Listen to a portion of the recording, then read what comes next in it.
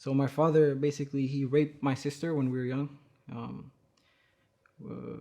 The stress of seeing that obligated me to try to kill him. Stabbed my dad a couple times. Obviously, I was barely 12. Um, so I think that's the main reasons why I was trying to just get out of my own world because of the destruction that my own father had done.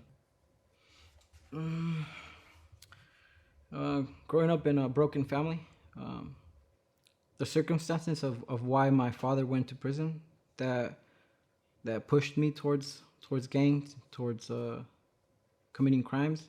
I was in a way looking for a way out.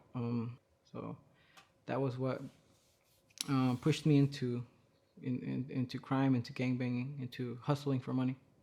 What kind of crime was it first, and how did it progress? First, it was home invasions, theft, normal petty theft.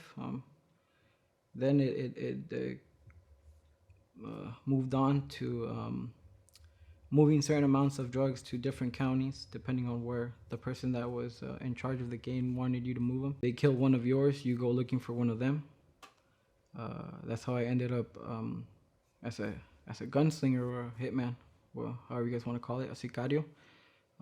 That's how I got involved in gun crimes. At that age, I was still young and stupid. Um, that's when I decided that, you know what, maybe I should try some luck in Mexico. Maybe try to get away from gangs, get away from the violence without really understanding what violence was. Of not trying to become something of themselves, making a name for themselves.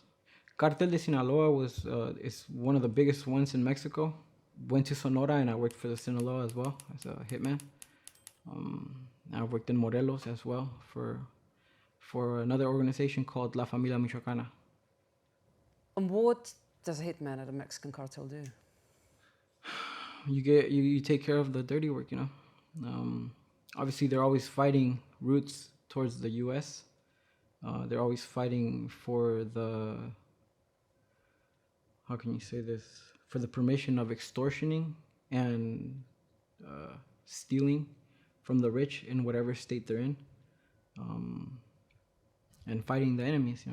That means going into cities and locating these rival hitmen, these rival people or rival drug lords, and taking them out.